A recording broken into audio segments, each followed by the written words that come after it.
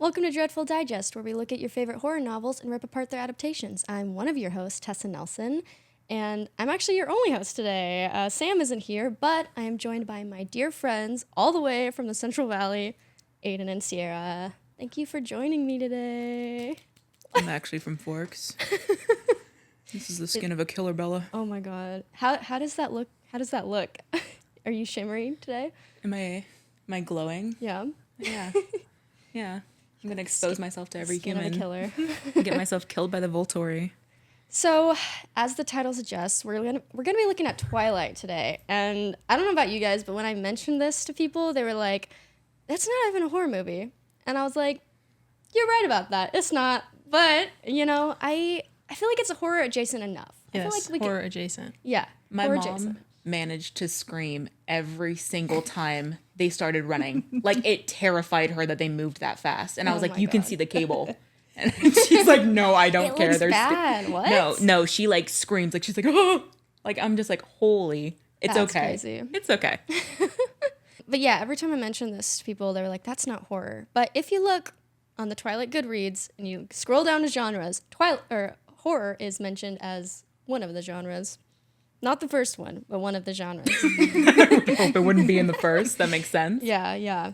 But yeah, we're just gonna be covering the first movie, the first book today. But Aiden, you have some Midnight Sun experience. You've read it, so I read it. I love it. I think it's phenomenal. do you prefer it over Twilight? Honestly, yeah. I genuinely like, and Wow. this is just completely like speculation, and I think I've said it before, but like genuinely, I think it's not a fact. I'm very sure that she hired a ghostwriter to like, Seriously? yes, to like take over like the writing, so that way it didn't sound like it was coming from Bella, which like I think worked for the better, because the way that it was written in the first book, I loved the entire series. Definitely like a Twilight, like for real, but like I genuinely think that like Midnight Sun, like being written by a different person, helped a lot, because he's like way more elegant with his It's speaking. confirmed. No, it's I'm so sure, because there's no way that Stephanie Meyers had that in her wheelhouse to completely Maybe she improved change. over the years. Maybe she's gotten better as a writer. Oh. That's so interesting, because there's going to be the TV show, and it's going to be diving into Midnight Sun specifically, which I think is a good move, because I don't want to see a rehash of this. We'll get into my non-spoiler review, but I think it's smart to take on a different perspective, and I'm sure most people are familiar with Twilight over Midnight Sun, so I'm sure a lot of people are going to be like, "Ooh, what is Edward up to?" 100%. 100%. I really genuinely hope that at some point she releases everything else in his perspective. Like, that's how much I really loved it. It was so good. Yeah. Okay. Well, let's dive into our non-spoiler reviews. You kind of went into it a little bit, but is there anything else you want to talk about regarding Twilight specifically? Twilight. What to say about Twilight? I mean, like, first one is, I feel like reading wise, it was definitely like a struggle, because I'm someone that watched the movie first and then picked up the books because I loved the movie so much. And like figuring out that writing, like I come from like high fantasy reading, like that's like my type of thing. So I'm very much into like the extensive world building and like all of their different language and stuff like that. And then like when it came to Twilight, it was just like, I'm just a simple girl from Forks. I'm just so simple. Perfect impression. Yeah. No, yeah. But it's just like, it's the whole, I mean, I understand that that's just the vibe that she was going for, but it was a tough read at first. Mm-hmm. But once you worked through it and you got to the actual story and you're like, okay, like I did genuinely like enjoy it and I loved it. And I think romance wise, it's definitely interesting. I think Yeah, it's got that Mormon flair in there. absolutely. I'm like, holy moly. Is Stephanie Meyer a Mormon? Yeah. Yes. Oh, yeah. Oh yeah. It's like a thing. That's why there's like So that many religious things make so conversation. much sense now. Yeah, when they're like, "Oh yeah, there's definitely an afterlife," and I'm like, "Oh, this came out of nowhere. This is weird. Why is Edward talking about this?" Oh yeah, pushing the God stuff like crazy. Yeah, it's Her favorite a bit pastime. jarring. Yeah. It took me out of it a little bit. Yeah. That's about mine. Okay. Yeah. What about you, Sierra? I feel like like you were already used to listening to like horror books and everything, and you already loved Twilight. Mm-hmm. I saw Twilight when it came out in the theater as a kid. Oh, I wish. And I remember my mom hated it. She was like, "This is awful. This is such a, like, it's just green. It's just got this like green filter over it." Valid. And then I didn't watch it again until I was maybe like 22, 23.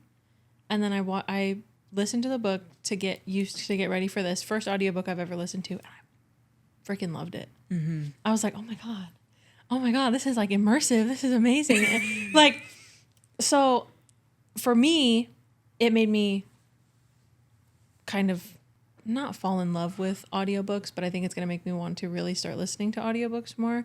And because if you liked this, then there's so much I was going to say, you set the bar so low for yourself. Yeah. It's perfect. That's good. It's perfect. Yeah. I do really like it, though. I really like the book. I really like the movie in their own ways and together. Okay. Mm-hmm. Yeah, I'm glad we have like such varying opinions on this one. I'm glad we have someone who liked it. Because, man, this was a brutal read. I was so bored out of my mind. I was like, there's just so much of it is them going to school, doing the same classes every day. And like, yeah, that's high school. But like, oh my God, as a reader, I'm like, I don't care what you're doing in PE. It's just like, as somebody who reads a lot of romance, you know, there's an expectation. Mm-hmm. And so it was like, oh, is this for kids? Is it for kids? I don't know. I don't know if it's technically young adult or what it is, but the fact that like all they do is this, and he kissed me softly. I was like, oh, this is really boring. I think it's young adult, like, yeah. or like very early, like teenager. Like tweens. Yeah. That makes sense because it really doesn't go as far as I thought it was gonna go. But then, you know, I learned that she is a Mormon, and I was like, okay, I guess this makes sense. It's like she's on the verge of wanting to get to that next step, and then she doesn't. She's like, no, they have to be married first. Tessa wants them to raw dog on the first book. Tessa wants crazy action on the first book. They almost went there, and then they stopped. But yeah, just incredibly boring.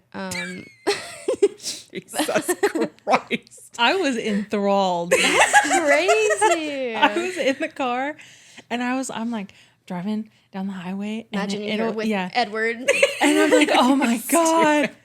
But again, first book that I've ever like willingly put time into since I was probably like 12. Okay.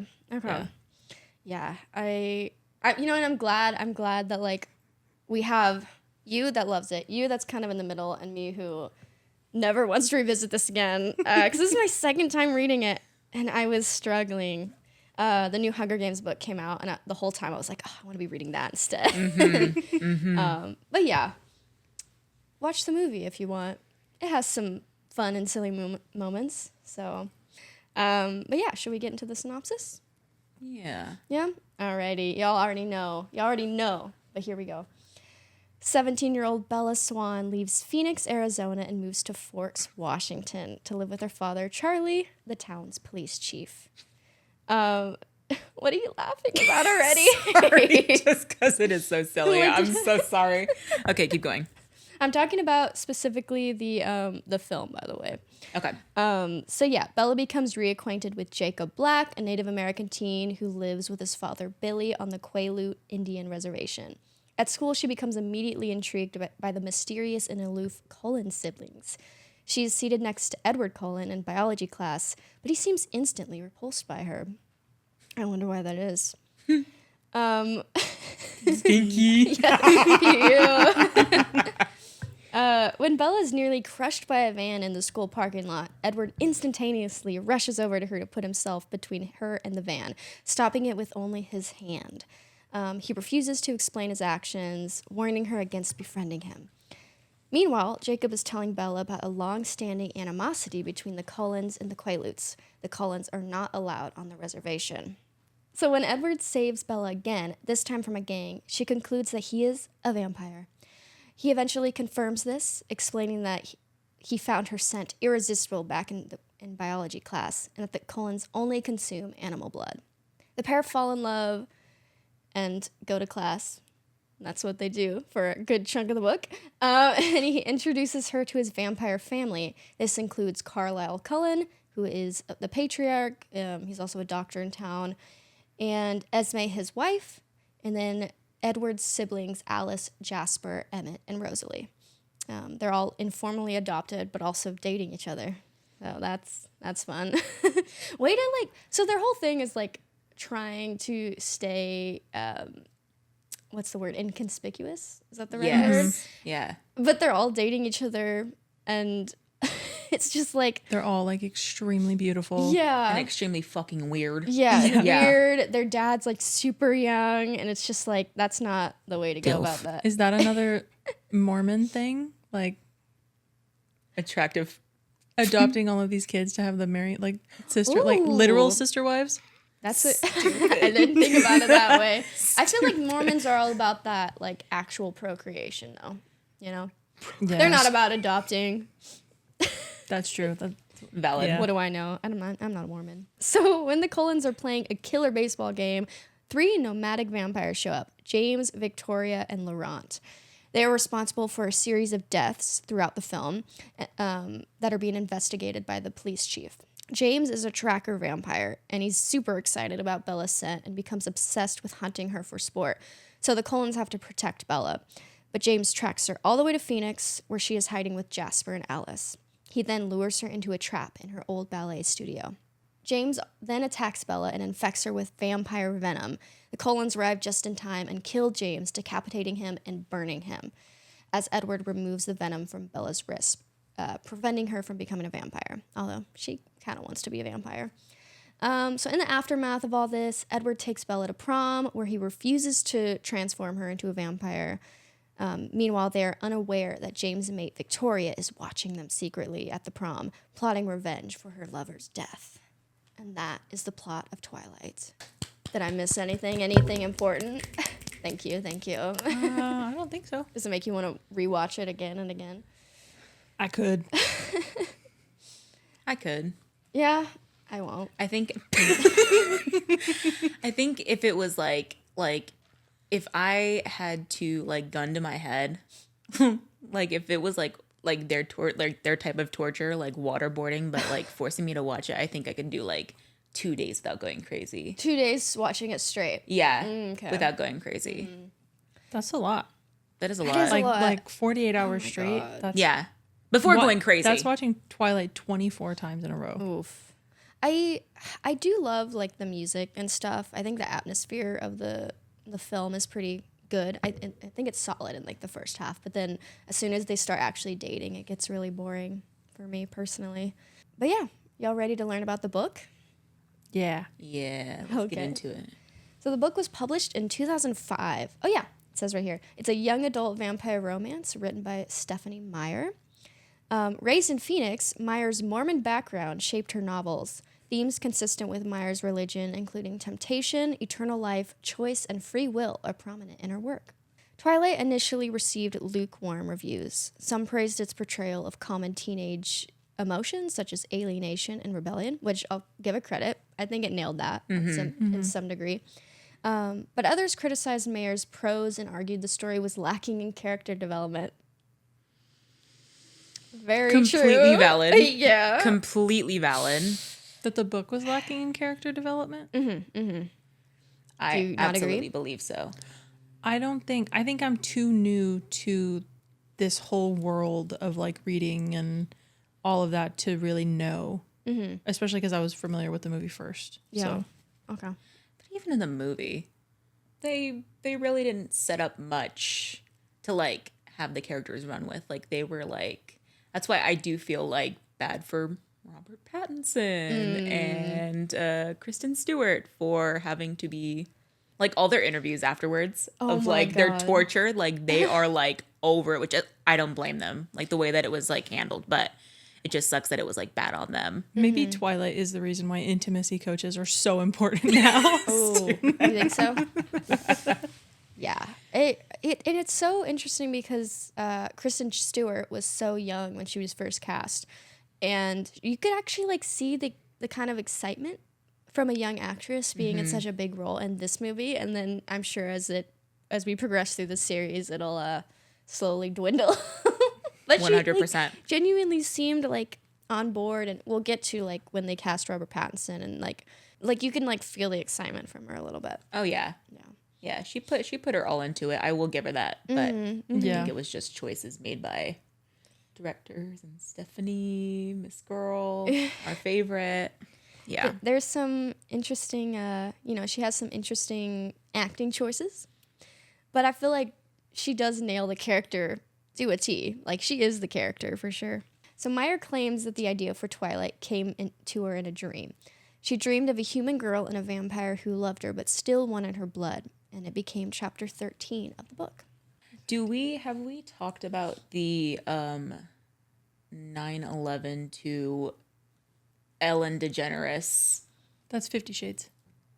50 Shades? Well, 50 Shades is a Twilight yes. fan fiction. So it spiraled down. So 9/11, and then My Chemical Romance creates a song or comes together, and something happens. Is born. Yes, they are born. And then that inspires Stephanie Meyer. I mean, outside of the dream, but I think a lot of that like added to the angst of the book. Yeah, she was inspired by their music when writing this. Yes.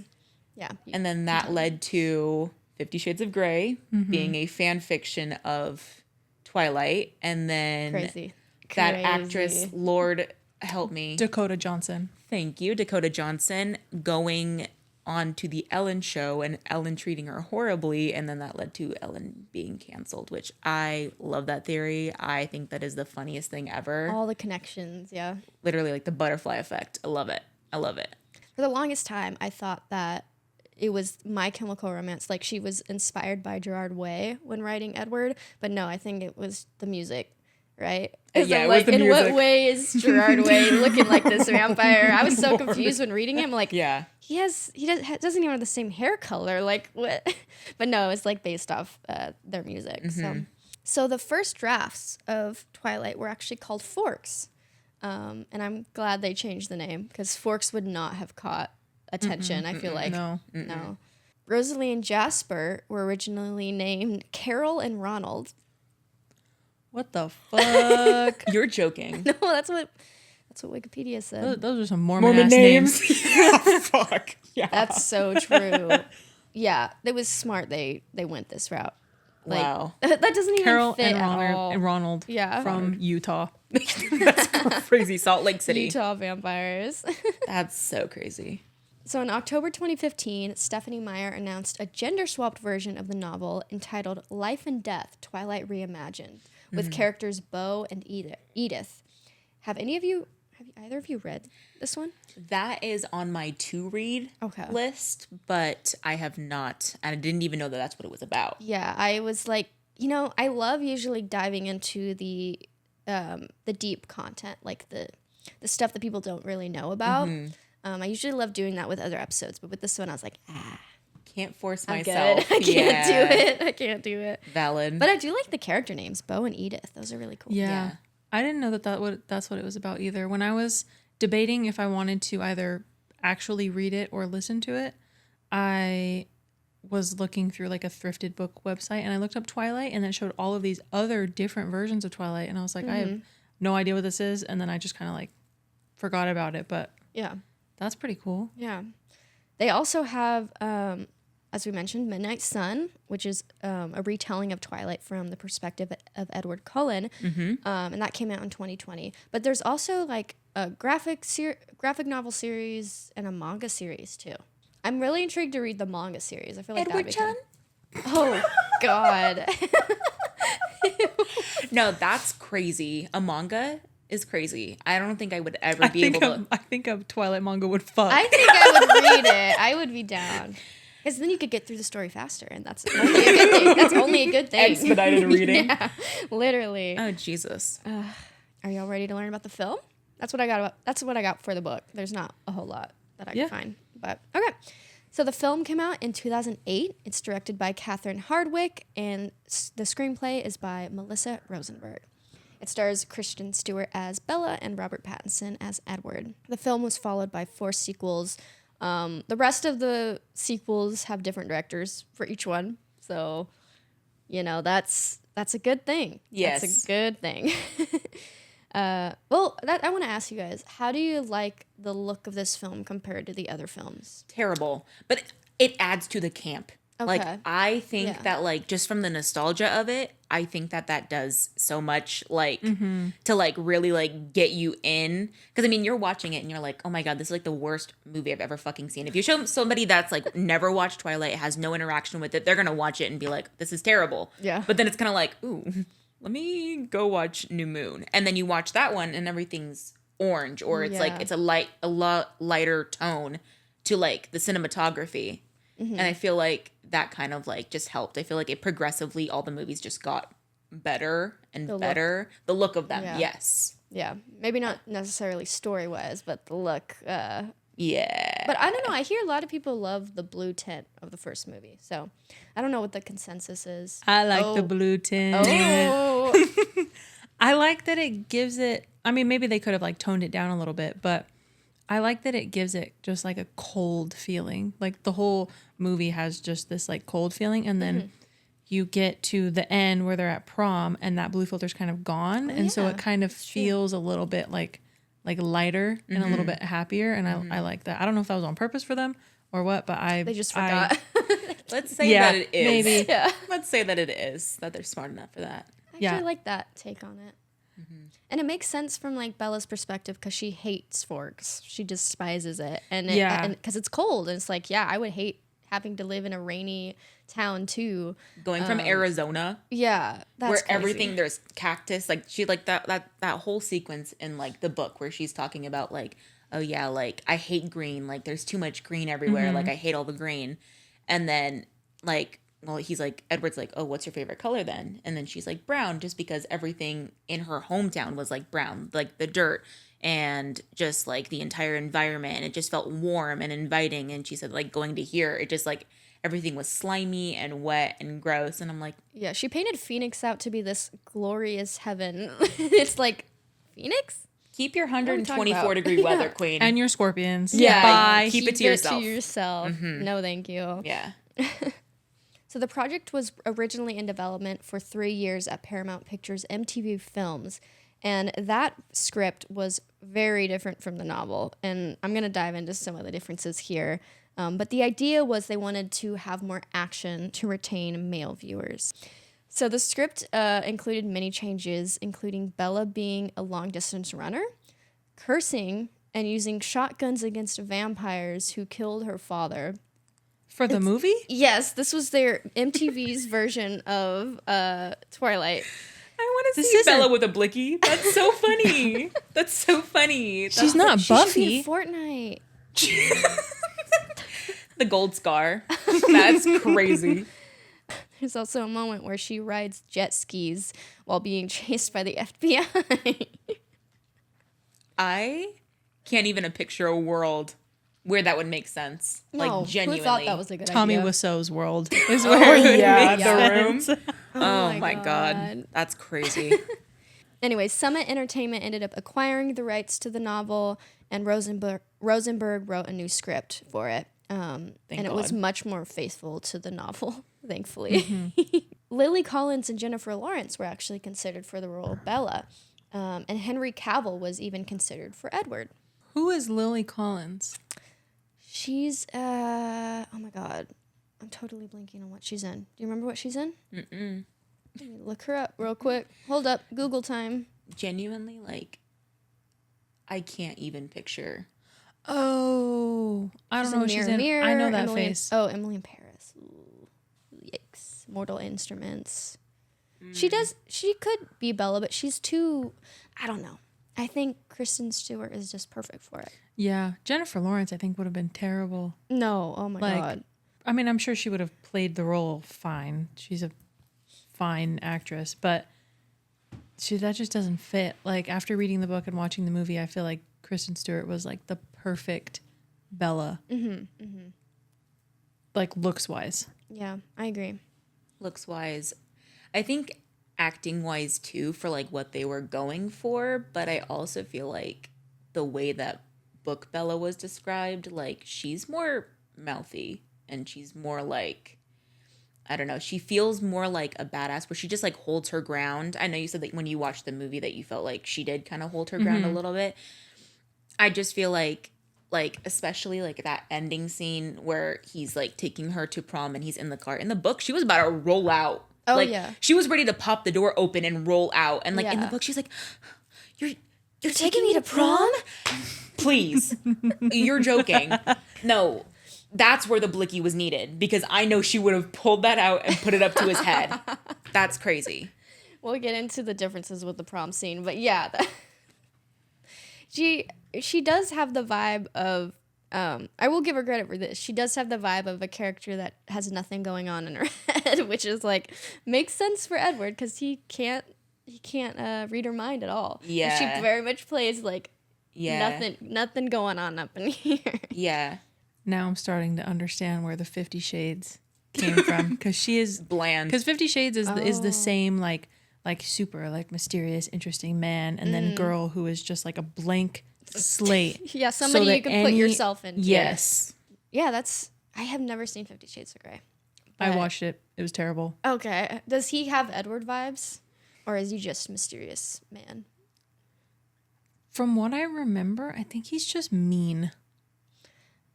I get that from Edward, though.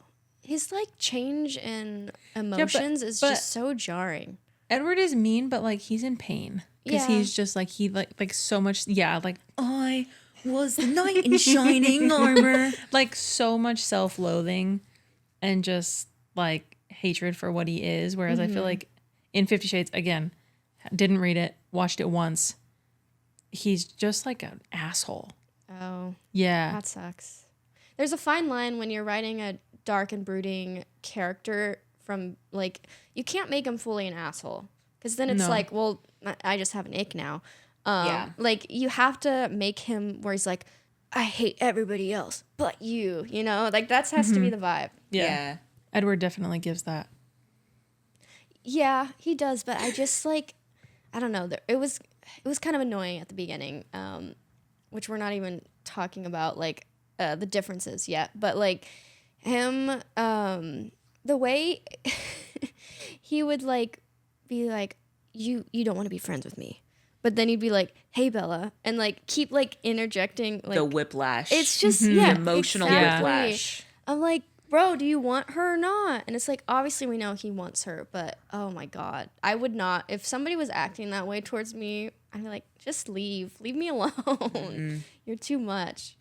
So Hardwick initially did not choose Pattinson for Edward. As I mentioned, Henry Cavill was like one of the first choices. And the reason she didn't care for Pattinson was because he arrived to the screen test, quote, kind of weird looking with, quote, scraggly black dyed hair and a stain on his shirt. That's so in his fashion. That is. I can clearly imagine That's so that. funny. King. Love him. That's crazy.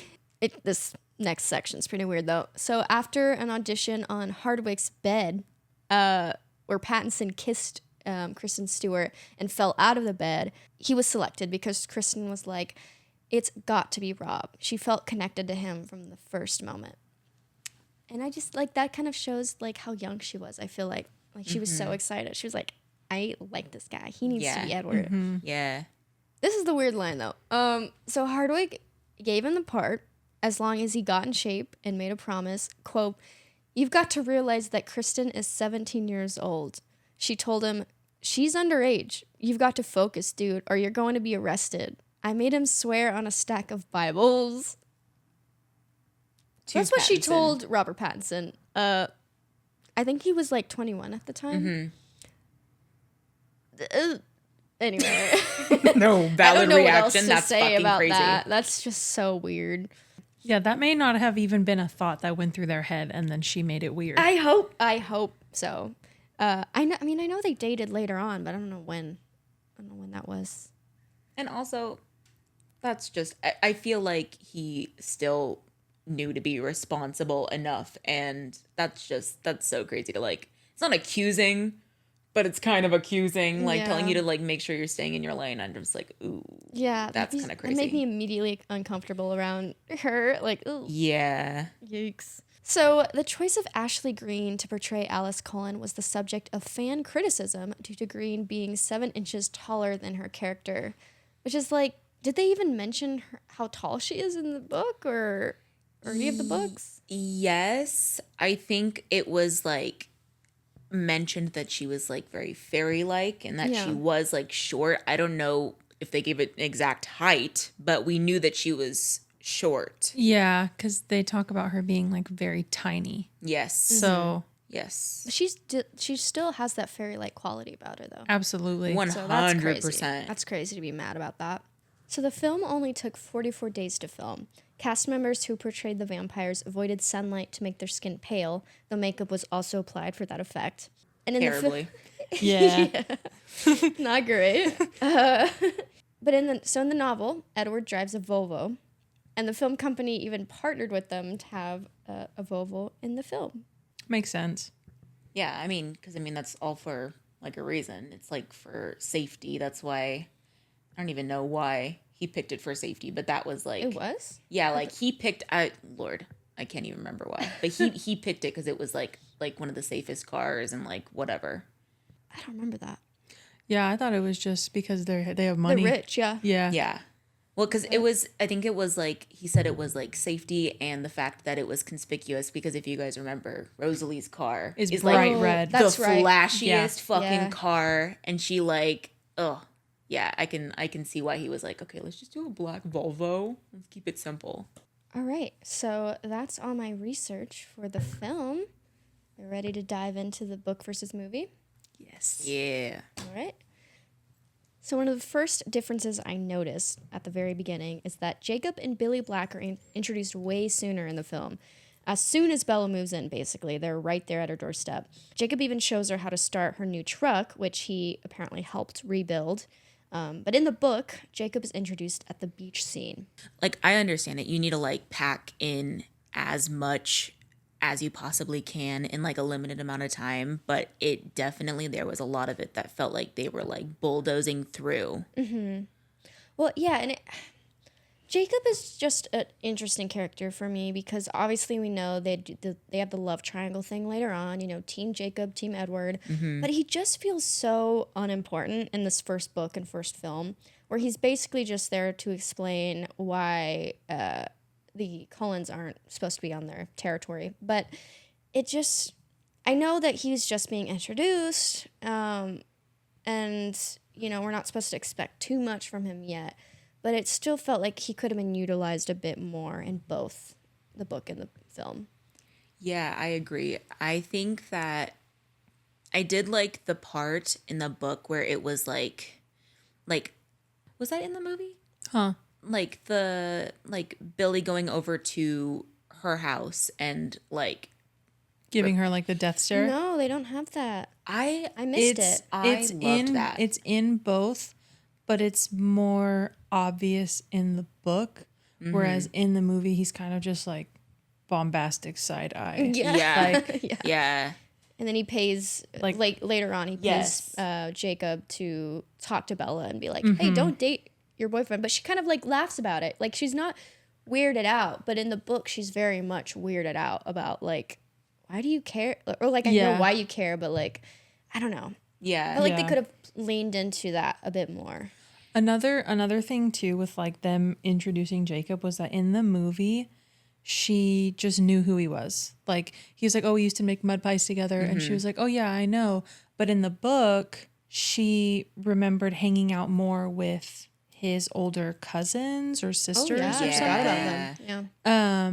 And so it kind of was like for that, like the very start of them having any sort of friendship or whatever. Whereas in the movie they made it be like, oh, like they're like lifelong friends. Yeah. I also thought it was very interesting. Something that Midnight Sun did was that they were talking Edward was talking about how when he would read Jacob's thoughts before, obviously it turned into like Battle of the Lovers, that he really did enjoy being in his brain. He doesn't say that about a lot of people. He said that about Angela. He loves Angela like to death. What? Yeah, he really, really enjoys being in random. her brain. Like versus like being in Jessica's brain where it was just constant God, that'd be like annoying. yes. Mike. Yes. Yeah, and I it hate was Bella. and I'm so jealous of Bella. yes, and that's like what it was the entire time. But what he said about Jacob and Angela was just that they are so unselfish and that they just like there's no selfish thoughts in their brain, that it doesn't feel like the same rinse and repeat of everybody else that he's around, because that's hard to come by. So he like gave him that compliment before he knew it was going to turn into that. Well, I mean, for Jacob, They should kiss. Oh, Edward and Jacob. For it's Jacob, not either or, I it's mean, both. he's a dog, and dogs are fucking smooth brained, and he's just like, I love Bella. You know I what? do everything for my That's person. So right. I Or don't like even, she loves Bella's egg. yeah, Man's yeah. best friend. No, for real. He starts humping her leg. Yeah, I didn't consider that. I didn't even think about the angle of Midnight Sun where it'd be like, yeah, he would be in everybody's head. Like, actually, Constantly. I'm excited to see what that's going to be like in the show. That's very interesting. It genuinely, I don't think you're ever going to pick up another Twilight book, but genuinely For because the podcast, it is. I will. For the podcast, I will. I was going to say, it is so completely different. It's written so much better. It's so much more in depth. It's more emo. Oh, that sweet. man is emo, and he, like the self-loathing is just like immense. But genuinely, like I did love it so much more than the original book. Like so much better. But yeah, anyway, sorry. Jacob Black. He's a character, Dog. not Dog. played by Dumb an dog. actual Native American.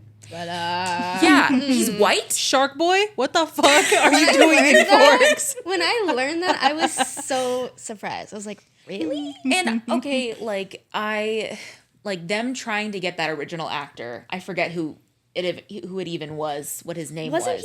he? And didn't he end up being in the movie anyway, but as a different Yes. character? Yeah, he was like one of the people on the pack, or like one of his cousins or something Yeah. like that. He was involved in the story, but they wanted him originally because he actually was indigenous. Yeah. And because they told him like, you need to cut your hair off because that's what Jacob does. He was like, no, I'm not doing that. Like, hair is important to me. It's my culture. And they found a new Jacob. It makes me so mad that Meyer would not do any research about this tribe. And it's like, anyway. Yeah. It's frustrating. It's very 100%. frustrating. Yeah. So Jacob. Jacob. In the film, there are these diner scenes, and I feel like they're kind of iconic. Like that diner is iconic. It's one of the places you can visit in Forks, but that's not a thing in the book at all. Nope. Bella and Charlie Mm-hmm. don't go to the diner at all. And watching the movie, I was like, I kind of wish that they had more moments with Bella and Charlie like that. Oh, 100%. He was such a good father. Like, book, movie, like, Absolutely. he put up with so much shit Yeah. for Bella and, like, on her behalf. And, like, that, it was really sad that it wasn't explored more. I'm glad that they did add it into the movie, but it sucks that that wasn't, like, a forethought of, like in Midnight Sun, Edward he couldn't read Bella's mind at all. And so going back on, like, the lineage, he tried to read Bella's dad's mind. And he said that it felt like he couldn't hear words like the way that he could hear everybody else's thoughts, like in full sentences. Like he could get like feelings and intentions behind them. But that's why he like was like, yeah, I want to explore her whole lineage. And I was like, okay, buddy, Bro, chill. calm down. It's bad That's enough crazy. you watch her while she's sleeping. Yeah. But I thought that was very interesting that was included in the book, that they had it be like, oh no, it's like something with genetics. Like something went down the line where their brain is just completely different. I was wondering if later on in the film series or the book series, if we learn why he can't read her mind. Is that ever explained? In the movie, I think it's implied that because her vampire power is a shield, that's why he can't read her mind, because she is a shield. What does that mean? Because She's a shield. in what is that? The final Breaking Dawn movie, the second one? Yes. Where they're in like the snow fight. Mm-hmm. And she's like trying to protect. She's mewing at the camera. Yeah. She's like, like just Shitting. like grunting. Like she looks constipated. And there's just like you can see like a shield like go off and like protect someone that's in the fight. What? Yeah. Like Marvel Rivals. Yeah. Captain America. Literally Captain America. So the enemy vampires, Laurent, Victoria, and James, are also introduced earlier in the film instead of the last like 1/3 like in the book. Like I mentioned in the synopsis, we see scenes of them like hunting throughout Forks, and Charlie is like, oh, they must be animal attacks, and so like that's not a thing in the book at all. I feel like they kind of were tacked on at the very last minute. They're like, oh, we need some action happening in this book because nothing's happening. So I think that was a really smart move to introduce them sooner. Yeah. I wonder if it was like supposed to be something like, well, we need to remind the audience that vampires are supposed to be terrifying. Yeah, that's a good point. And so there's like this, like how they're supposed to be, their natural, like human killing, like Predator. extremely strong and terrifying predators. And then there's like what you're seeing from Edward and like, oh my God, he's so soft and he's so like gentle with her. Like, oh, how could she not fall in love with him? Yeah. Yeah.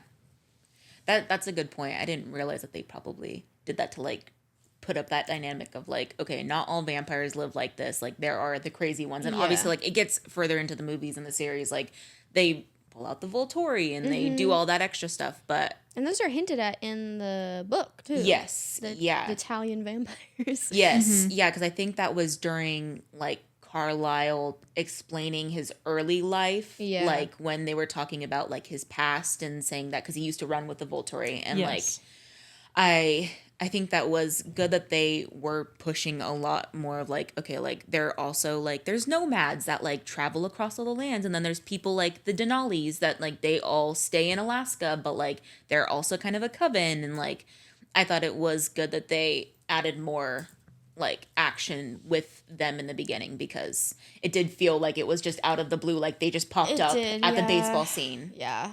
That whole sorry. Hand raised. Like you're in class. I know. I do also wonder if that is what they did to try and get more of a male audience, was to add that suspense. It could be. I think they just needed some conflict because there's just like not much for the good 2/3 of the book. There's just her like, does Edward like me? Does he hate me? Like, what's going on with Edward? But like, I'm so intrigued by him. And then they start dating, and it's like, kind of boring. And so I think they needed to switch up the pace a little bit. But like that whole last third, it's like the base. She meets the Cullens, and then that same day they have the baseball scene, which is a difference from the movie, because it's not on the same day in the film. But yeah, it's on the same day in the book, and then they leave to Phoenix. And it's so fast. It's so all of a sudden that it's like, it's kind of jarring.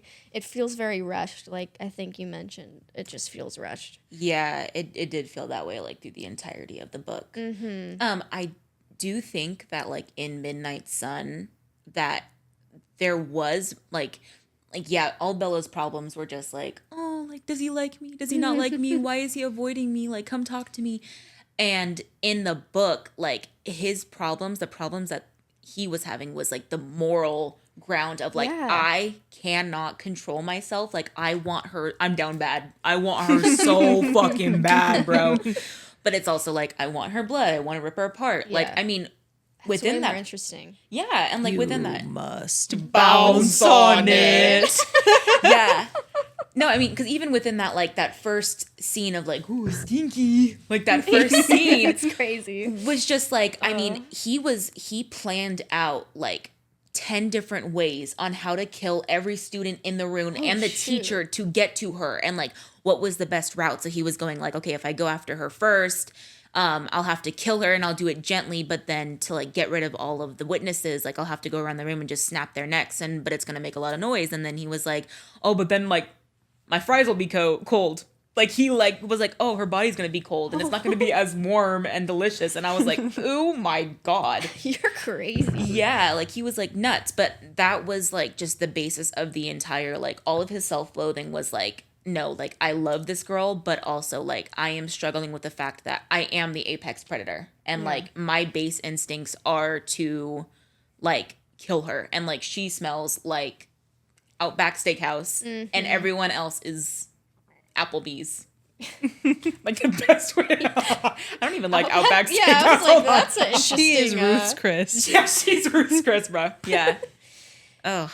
Yeah, that sounds way more interesting than this book. But I think it was a good move to focus on Bella because, yeah, she is the stand-in for the audience. If we got Edward's perspective, like out the gate, it would have been such a different like movie. 100%.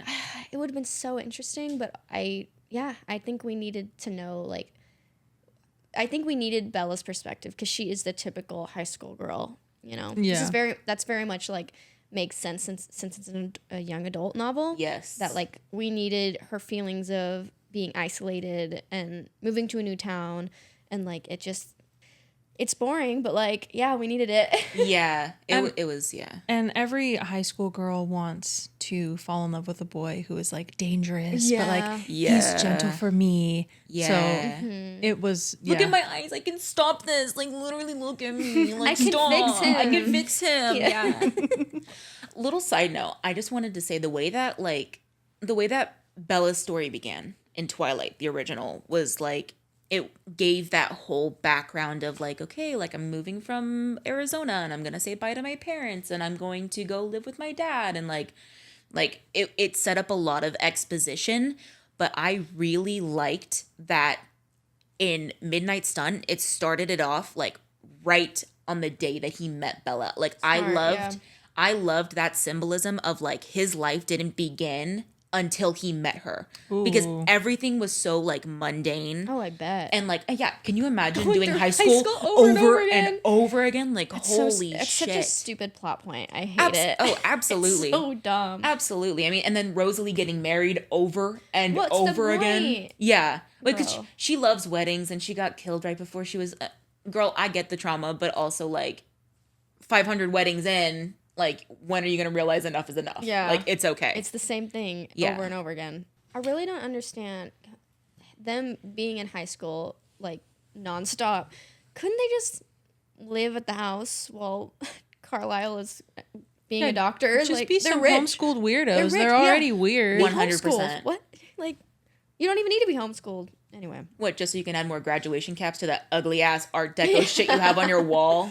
I don't think that's in the book. No. They don't go over the grad cap thing. They go over the cross. Yes. Which seems a lot more important. Because even when my boyfriend and I were watching the movie, he had mentioned, like, how the fuck did they get that big-ass cross in that house? And I was like, it's actually very important to the story. But they're not going to talk about it. I didn't notice it in the movie. Yeah. Mm-hmm. Wow. So there are some scenes that are removed from the film, and one of them is the blood typing scene.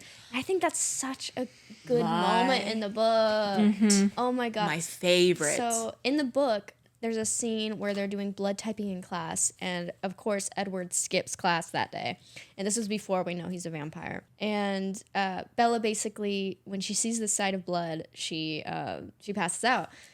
So there's this whole scene where he takes her to the hospital, or the nurse, and yeah, I think it just hammers in, like, because at that point we're like, okay, if you're new to Twilight, you're just reading it for the first time. Maybe you don't know he's a vampire yet. And like, but then that's the moment where it's like, interesting. Yeah. I'm starting to pick up on some weird vibes. Why did he skip that class? Yeah, and is like effortlessly carrying her over his arms. Yeah. I think another important part about that part in the book is how Mike Newton wants to help Bella and wants to take her, because the book makes it so like they're drilling it in that Mike Newton is like pining for Bella. Oh, every guy in this school doesn't give a fuck about Jessica, wants Bella's pussy so bad, but like Edward is like, nah, bro, like she's cool, like I got it, and Mike is just like kind of like, oh, like fuck this guy.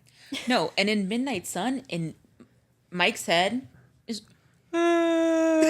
Really? give me Really? my Bella. Oh, what a Like, loser. no, absolutely. Like, just totally obsessed. And I really did like that it showed that time of so when Edward skipped the class, he was sitting in his car, he's listening to classical music, nerd, listening to classical music. And then he hears, I keep wanting to call him Eric. Mike? Mike. Yes. There's Mike. Eric's the other guy that's in love with her. Yes. Yeah. Yes. Every guy in the school is in love with Bella. Yes. No bitches have an ass. Yes. But he hears Mike's thoughts and they're all panicked and they're like, oh my God, like she's turning green, like whatever. And he's like, Bella, and just like gets out of his car. Fucking hulks out. No, yeah. No, and then instead of like, because he was all panicked and then he like screams her name. And so then in his head, he's like, oh, that was so stupid. If I had just kept my mouth shut, then I would have been able to run over there with superhuman speed. And I was like, Doug, it is okay. Mike thought that? No, no. Like, Edward. what? Edward on the way, he heard Mike's thoughts being like, oh my God, like she looks green. And so he was panicking and just like thought like Bella, like she's in danger, she's dying. And then he just, and you know, he can see images too. So he's seeing through Mike's eyes this like green girl who's like super unconscious and he's like flipping out. But I thought that was like super interesting, like getting like a little insight into like Mike's whiny ass inner monologue of like just, and it's like the entire movie until he realizes that like Jessica wants him. And then it's all about Jessica. yes, and then in Mike's Wild. head, he literally says like, oh, well, he's got bigger boobs than Bella, or she's got bigger boobs than Bella anyways. Yeah. Nasty. Nasty. And he's like, you know what? She's not that bad. She's not that bad. And it's like, holy shit. He sucks. Wow. I didn't Yeah. think that he was that bad in the book, but Sucks. He God. sucks. Yeah. I will say I did like Eric. That's the other guy. Yes. Eric loved and him. Mike in the film because they do have this teenage boy quality. Like Yeah. Absolutely. And Bella, it's just- a worm. It's a worm. Yeah. Yes. Love that scene. And it yeah. just shows how different Edward is and how different Bella is from everybody in the high school. Like, Yeah. she is not about the typical going to dances and stuff. Like, she's not like other girls. And Edward is not like other boys. And I just love how totally different they And are. fall in love. No, They yeah, fell in yeah. love. And yeah, I loved seeing just how immature they were. Yeah. It Oh, just yeah. made sense. Yeah. I think like, so Eric, yes, is pining after Bella, but Edward likes Angela so much because all she thinks about, she doesn't think about herself like at all in any sense. Like she's like, anytime he like peeks into her head, it's like, oh, like, you know, I'm going to take my little brother to the beach this weekend. And that like makes him so happy. And he's like, I am so happy that Bella has one true good friend. And he's like, what can I do to make it up to Angela for like, what can I give her? You know, and then he's like, well, she's not flashy, so she's not going to want any like actual monetary gifts. And like, what can I do? And he's pondering. And then he comes up with this idea with Emmett to like set up a little improv scenario where they go into the class and Edward starts talking about having a crush on Angela to get Eric like riled up and jealous. Oh. Yeah, and so What? and so Emmett's like asking him like oh, like aren't you gonna ask like Bella to the prom? And he's like, no, I've been keeping my eye out for Angela. And then like Eric is like, you know, Eric's like one row ahead, and he's like, oh no, like I don't like Edward for Angela. Like he's not safe. He doesn't even think like I want her. It's like I'm gonna protect her. And he like in Edward's head, he's like, that's like a good guy. Like he is a good guy. He like that he knows that something's wrong. That and that he wants to protect her, that he wants to be the protector, then that's like he's a good guy. Oh, but Eric doesn't actually like Angela. No, he does. Oh, okay. And so he was like they set up the conversation more and they're like, yeah, like I heard that Angela has this crush on this Eric guy, but like I don't know who. And Emmett's like, he's like, psst, idiot, he's right in front of you. He's right behind me, isn't he? No, yeah, literally. And so then he straightens up and he's like, oh, Angela likes me. And then that gives him enough to get the courage to ask Angela out. And that is Edward's thank you to Angela for being such a good friend to Bella. And I really like that they added that. That's crazy. Yeah. It's a whole new scene. Yeah. Wow. I thought it was really cool. Yeah. I thought it was really cool. Did you have something about Eric you wanted to talk about? Yeah. Oh, I think in the book, I'm assuming before all of that happened, Eric was the first boy, I think, to ask Bella to the girls' choice dance. Because it wasn't just prom, it was girls' choice. Eric was the first one to ask her. Well, Tyler had almost hit her with a car, and so Tyler was like, Tyler was like, I'm going to take Bella to the prom. So Tyler wanted to take her. Eric wanted to take her. Bella turned both of them down, and then Mike asked, and Bella turns Mike down. Yeah. In the book, Tyler doesn't ask at all. No, in the book, Tyler asks. Sorry, in the movie, Tyler doesn't ask at all. No? But I don't think this happens in the book. In the very first few minutes of her being at school, Tyler runs up to her, kisses her on the cheek, and runs off. Yeah. Wait, and that's the only time we see in the movie. Yeah, that's the only time we see Tyler aside from the car accident and the hospital. Yeah. I don't remember that. That's weird. What the heck? Well, he does have, he asked her to prom, and she's like, no. And then he asked her to the girls' choice. And then he's like, well, there's prom anyway. And then he shows up on prom night. So funny. I'm like, that's crazy, dude. So she funny. never said yes. Like, what is this guy's deal? And what is going on in his head? The fact that after everything, Charlie's at that point in the book, Charlie's pissed at Edward still, rightfully so. But when he shows up at the house, Charlie calls Edward on the phone and is like, hey, she has a visitor. Do you want to talk to him? And he was like, oh yeah, put him on the phone. And then was like, she's going to be busy for the evening. Don't try. That was so cool. Yeah, I thought that was really funny. But yeah, I can't believe he just showed up to her house. Nuts. Oh After trying to hit her with the car. Not trying. Attempted murder.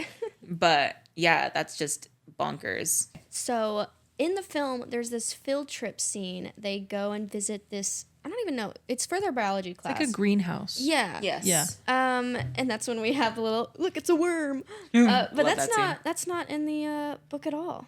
No, they pretty much stick to the school setting. That's kind of it.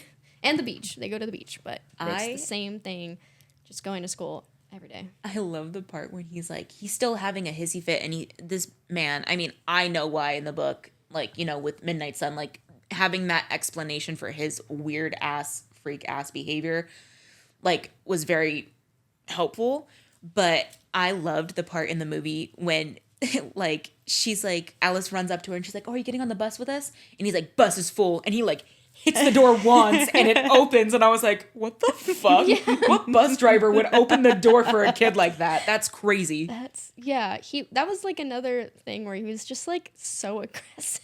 Yes. Just so and I get it, but it's just so jarring. The whiplash was jarring. Yeah, it was really hard to be okay, I want to root for this guy because I know I'm supposed to. Everyone knows Twilight that you're going to want to root for the vampire, but it's just it made it almost impossible until the majority of the movie to be okay, no, he's a good guy, you know? Yeah. Exactly. I'm wondering if in the movie them adding this field trip scene is to kind of make up for the lack of Bella and Edward sitting at the lunch table together every day. Because in the book, there's a lot of that. Yes. They're having lunch together every day. Mm-hmm. They're just chatting in biology all every day. Yep. But we don't get any of that in the movie. So I'm wondering if this field trip where they're walking and talking together and kikiing and whatever, I'm wondering if that's kind of to make up for that.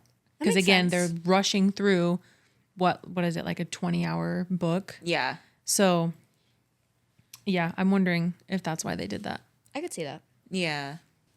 So in the film, Bella actually goes to this bookstore. So when she is with her friends, they're shopping for dresses. She kind of wants to visit this bookstore in the book, but it ends up being closed or it's a spiritual bookstore and she doesn't want to go in there. But in the film, they actually utilize that, and she goes there to do research on vampires and get a book on vampires. I'm like, that's smart. That's a smart script choice. Yes. That's a good way to utilize this. And so she actually does go to this bookstore. which I thought was a fun little added thing. It killed me when she was like looking up on the internet, like the book, just the way that they set up like the web page. Oh my God. In the movie was killing me. Like the Google, the Bing, like Literally. it was just it was like a flash from the past. Search vampire. Oh God, I can't even remember. She didn't. No, she looked up cold one. I thought she looked up Quileute legends. Like she was looking up like Quileute, like, and then she ended up with cold one. Yes. Okay. Yeah. I thought it was a case of like, you know, in Doctor Who, when Rose types doctor in at the search. It's like, bro, what do you think's gonna happen? Yeah. So silly. Oh, and I really like the way that it was in the book with Edward, because I mean, like, he's still stalking her. This man is like obsessed with her, and so he's still stalking her, and he would have gone to Port Angeles with her. So I think he offered her. She asked him or something, and then he had to be like, "Oh no, like sorry, I can't," because it was sunny that day in the book, and so he couldn't be out, and so like he had to keep himself locked in the car where they had like the windows tinted like crazy, so he could like watch her from afar, and he was like listening in through Angela and Jessica. Thank you, Angela and Jessica's brains, and. Like, in the movie, it showed Bella just, like, sitting on the couch, and she wasn't really paying attention. It was very obvious that she's like, I'm not a normal girl. Like, I literally just, I don't like shopping. Yeah. Mm-hmm. But in the book, she gives, like, genuine advice, and she's like, oh, yeah, like, I like the blue one better, like, with, like, to Jessica. And Jessica was like, does she think I'm a fat cow? Like, she's literally thinking that. And he was like, holy shit, she's a terrible person. Wow. Yeah. Bella actually participates and actually like wants to hang out with them in the book. In the film, it kind of comes off like you said, like, I don't really want to be here. I'm just here to go check out this bookstore. Yeah. Yeah. So, very interesting. Definitely made her more like, I'm not like other girls. Oh. I don't like shopping. Oh, yeah. Weird. So this is a big difference. When Edward reveals that he's a vampire, it's totally different from the book. Completely. In the film, it's that iconic scene in the woods, super cool. She's like, you know, how long have you been 17? All that. It's a great scene. But in the book, I was surprised when he just told her in the car, like after he picks her up from almost getting like assaulted. Yes. They talk and she's like going into her theories on like what he is. And then he's like, yeah, I'm a vampire. And like, that's like, it's so anticlimactic. It's very bizarre. Yeah, I mean, because in the book, she'd given, like, a bunch of other, like, theories, or, like, he drew it out of her, and then she ended up being like, oh, like, I considered kryptonite, and, like, and they kept that part in there. Bitten by a radioactive spider. Yes. Yeah, they kept that part in there. But, like, that drive of when he goes and he picks her up from those people, and then he takes her to the restaurant, and she's like, oh, my God, distract me. I thought it was so stupid but like the whole thing that like actually distracted Edward in the book was that like she was like, yeah, like I'm planning on like hitting Tyler Crowley with my fucking car. Like I'm about to commit vehicular manslaughter. And in the book, she's just like, put your seatbelt on. And he's like, you should put your seatbelt on. And I was like, this is so like silly. No. But then it's like they get to the restaurant and they're talking and he's kind of like, they do like that whole hypothetical of like, you know, if this person, you know, like if someone could read minds or whatever, and they have that whole conversation, and then they get back in the car and they're about to drop her off, and then she's like, okay, like vampire, yar and r, and then he's like, yeah, I'm a vampire. Like it definitely felt not like anticlimactic. I think it made sense for where the story was going, at least in Midnight Sun. I don't really remember how it was with like Twilight. It made sense with the story, but it made sense in the book because in the book there's just so much more like building of their relationship and like this kindling. Yeah. So it just makes sense. And then in the movie, she just like walks by him and gives him like a look, and then he follows her into the woods, and then he like picks her up and flies her up the mountain. As if you could outrun me. Yeah. Oh. Yeah, and then all of that being mixed in, like the meadow scene being thrown in at the same time as like that was another like super rushed scene, because I mean like Yeah. She already knows by that point that he's a vampire, like in the book. Like she knows, and then he's like, let me take you out to this like beautiful meadow, and like That's what they do instead of going to Seattle. Yes. Yeah, they go to the meadow. And in Midnight Sun, like the whole time, you know, because Alice can see the future, like the whole time, it's just like he's bouncing in between two visions, like three, but like two visions. Either he kills her and drinks her blood, or she turns into a vampire, like in the future. He doesn't want either. Yes. And then, but like Alice is trying to give him a way out, and she's like, hey, like if you try going down this road, like you're going to be able to get to here. And then it's this vision of Bella 24, and she's older and she's got more curves, and like it's supposed to be like, yeah, like she's gonna grow older with you, like, you know, like he can get what he's wanting out of it. But with like the meadow scene in the book, it just felt like it was like he was going there with a purpose. Oh, side note on that, he like went into his closet because he's trying to figure out what to wear, because he knows what he's gonna do. He's gonna expose himself to like show her the skin and be like, okay, like this is basically like the final trust test. And he goes into his closet and he has like, you know, all of their shirts are like long sleeve to cover any type of sunlight or whatever. And he looks at the end of the closet and he sees that there's this shirt that's like a short sleeve button up. And Alice is the one that picks out all their clothes and buys it for them because she can see in the future to future trends that are happening, and like they just trust her with like all of the fashion sense. And like he remembered like years in the past when she had gotten it for him, and he was like, why would I ever need this? And she was like, oh, I don't know, like something's just telling me that you need to get it.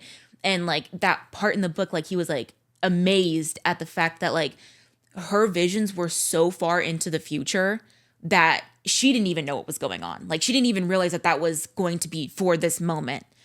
But yeah, that was like the little side tangent. But they go out to the meadow, and he like walks out, and he's like, they finally go hiking or whatever, and they go out to the meadow, and he like takes his shirt off. And I thought it was so funny because like in the book, she's like, oh, Edward. And he's like, what the fuck is she freaking out about? Like other than like, well, he was worried that it was like fear for like that she was scared, you know, like that it was just fear of him. And then it was like genuine like concern. And then in the book, Edward was thinking that it was because she thought that he looked like he caught on fire. Like his skin was so glittery that like as soon as he stepped into the sun, it looked like he like burst into a ball of flame. I don't remember how she thought it was in the book when she got to the meadow. No, she like thought it was beautiful, like Yeah. Immediately. like diamonds. But why did she freak out in the beginning when she was like, oh my God, Edward? Like what was she thinking in her brain? I don't remember her freaking out at all. Me neither. I just remember her, like, because he had, from what I remember, is that he had told her, like, I want to show you why, like, what I look like in the sun. Mm-hmm. And so they go up, and it's like a very, like, intimate, vulnerable moment. Yes. And she's like, oh my God, this is beautiful. Yeah. I guess kind of similar to, like, in the movie, but I don't remember her freaking out at all. Yeah. No, the movie was so much like, I'm going to, because I'm trying to push you away so hard, like let me rip up a tree and let me run circles around you and like let me try to scare you. And then like he tried to like, he literally like force dragged her up the fucking mountainside to like show himself in the sun. And it was just like it was so much more aggressive. And then he was like, oh, this is the skin of a killer, Bella. Whereas like it was like what you said, it was a lot more vulnerable. It was a lot more intimate. Like he was like, I'm showing you this like final part of me that you're going to be able to see. Like this is your last chance to run away. But he put it in her court. Mm-hmm. Yeah. I thought that was very interesting. Because in the book, like they're laying there in the meadow, and like she like had already known for a while that he was a vampire. And it's just like they kind of like got away for the day. Like Charlie doesn't know where she is, and she's just like enjoying this. And they go up. And they hiked up together. Like she wasn't on his back. They went all the way up together. Mm-hmm. They're laying there, and he's like showing her what he looks like. And he does say, as if you could outrun me. Mm-hmm. And he runs around and he uproots a tree and he throws it. But it's in more of like it feels a little bit more like playful. Demonstrative. Oh, I didn't take it like that at all. No? No, I got like weirded out by it, to be honest. Really? Yeah. I was like, oh, he is creepy. He's kind of scary, which is his like point, right? Yes. He like wants her to be scared, but she never is. And I'm like, oh, I don't like how aggressive he is.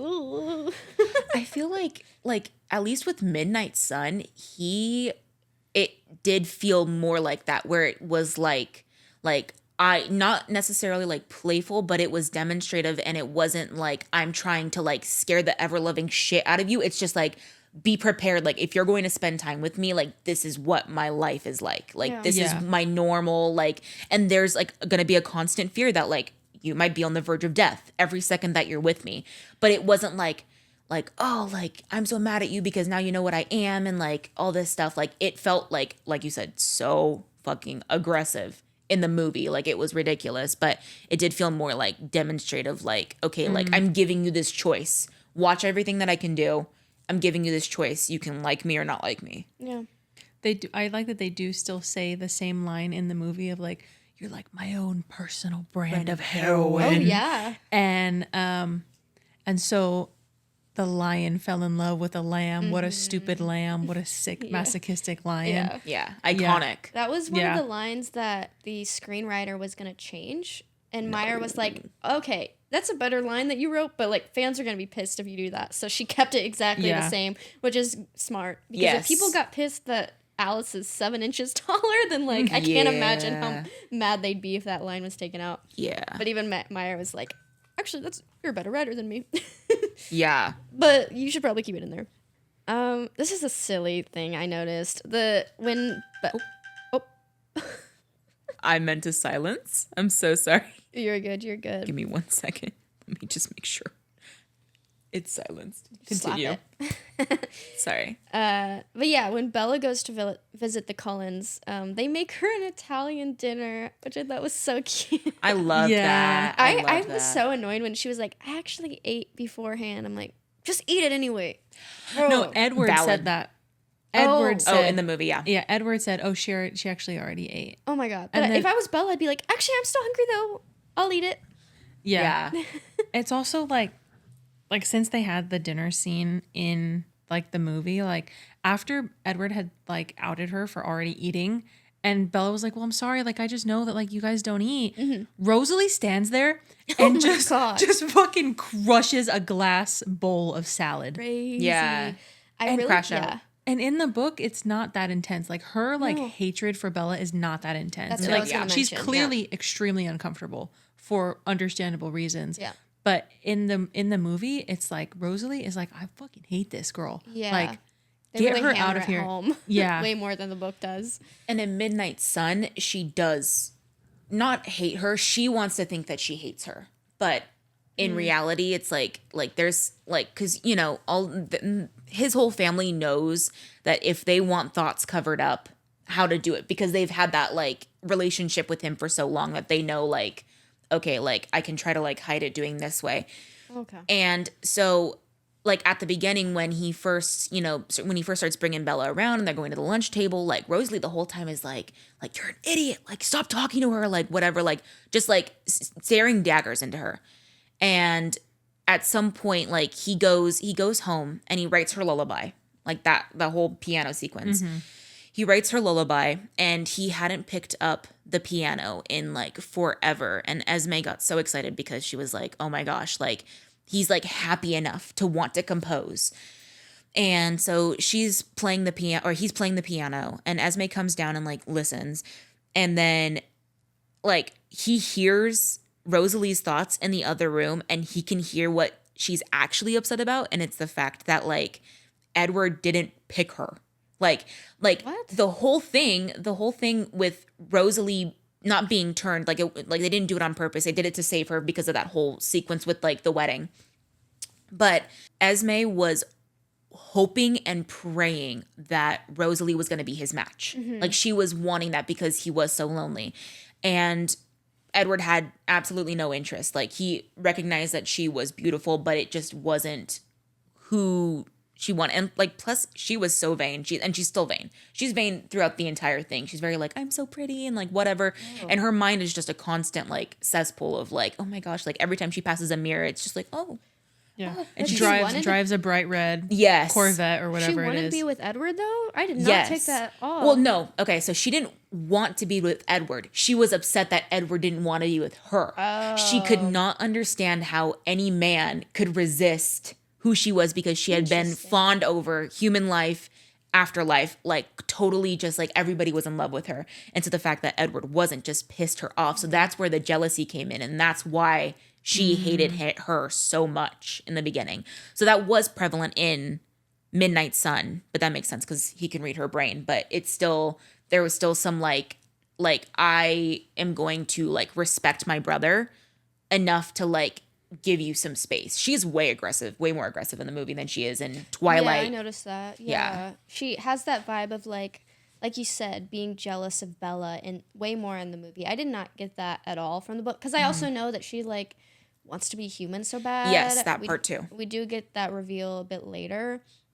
So I knew that going in, and I was like, oh, she doesn't actually want to be in Bella's shoes. She just wants to be human again.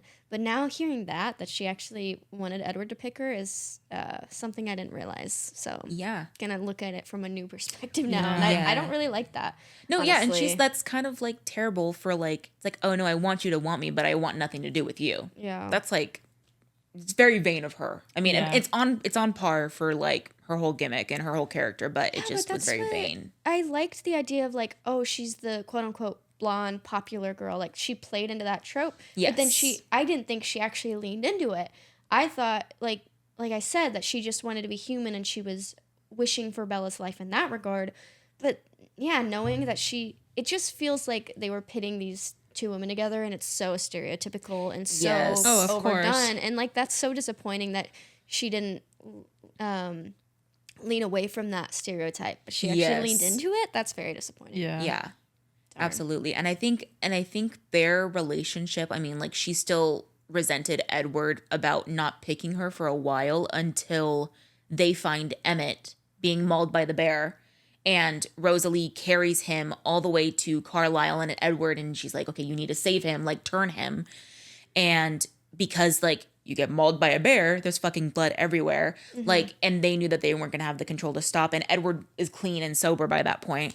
They like go and run to the bottom of a riverbed so that way they can't smell it. Like they're just under the water and they're like talking. And then I guess that was where they had their, no, we're no longer like, you know, trying to get with each other. Like we are now brother and sister.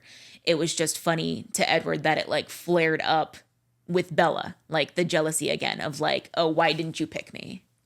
Yeah. Okay. Very interesting perspective. Yeah. There is as you're talking about that and like Edward or Emmett's backstory, like I realized that we didn't really get much backstory of any of the siblings in the film.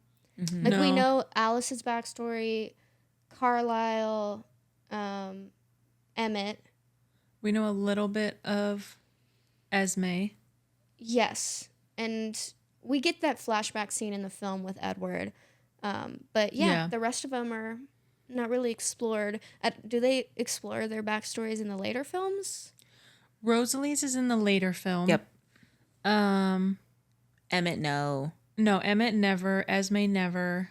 Battle scars. Jasper, Carlisle we do, unfortunately. Yeah, Jasper. Battle scars. Jasper, yeah. And then I think it's weird that we never got anything from Alice because from the book, Alice is important to James. Yes. So that's weird.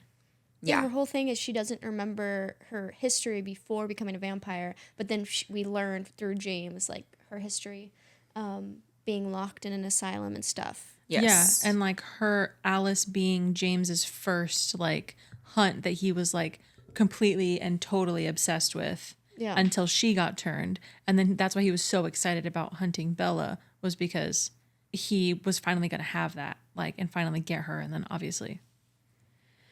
But yeah, they cut it out.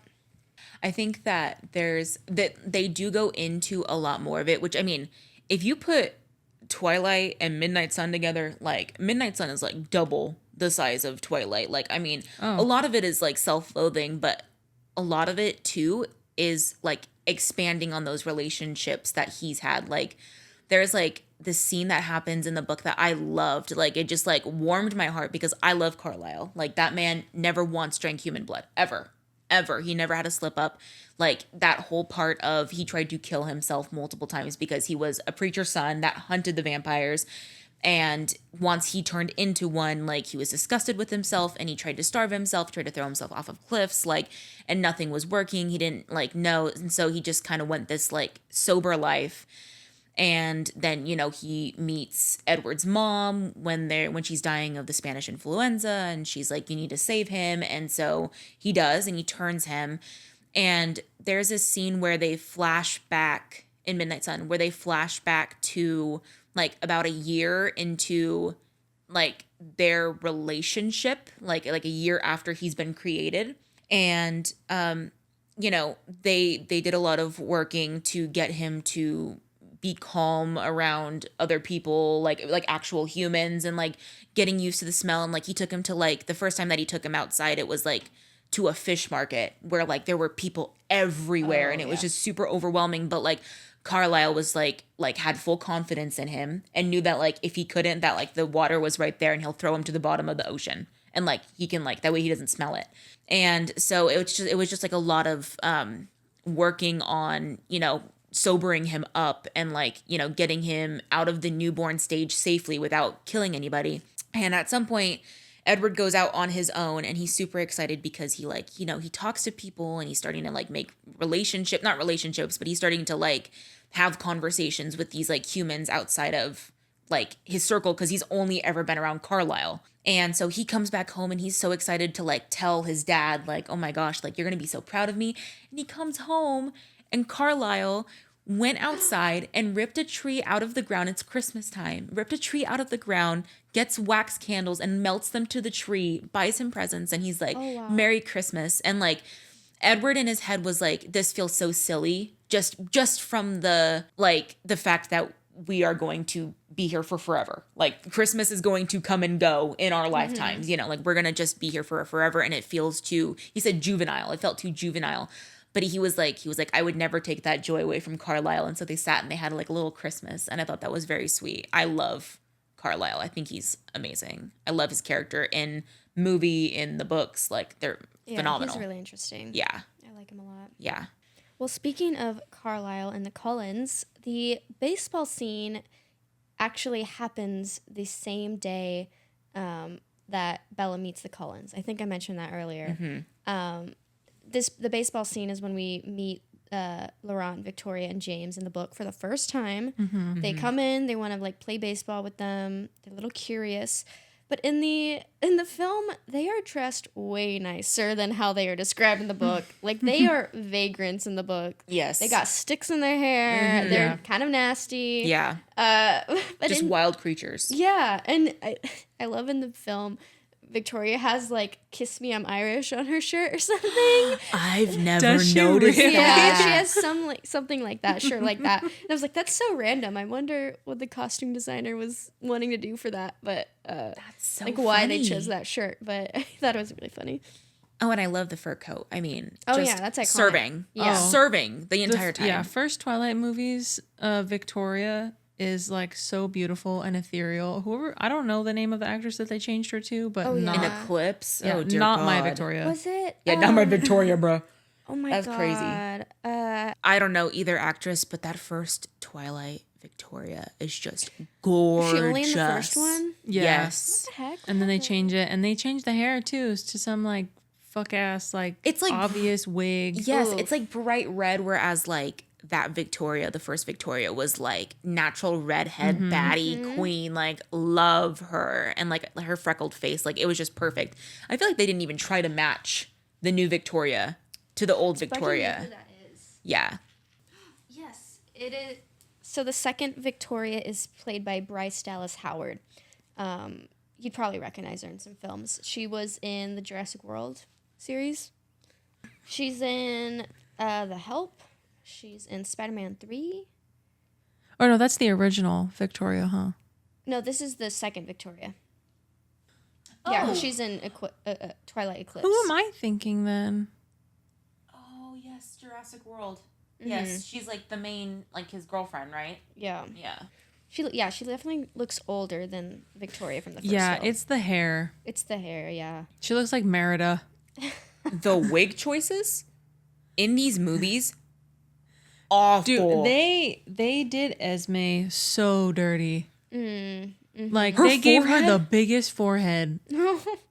No, okay, that whole scene, right? Like where Rosalie crushes the fucking salad bowl. That scene when she was like, oh, is she even like Italian? Like her name's Bella. You can see like where they blended white to here, and then there's this entire part near her forehead, like where the wig is, that it's just like bright pink. They don't color correct it. Like it looks terrible. Same I did thing not with notice like that at all. no, Oops. oh no, it's terrible. And then same thing with like Edward, his ears And his neck. and his neck, bright pink.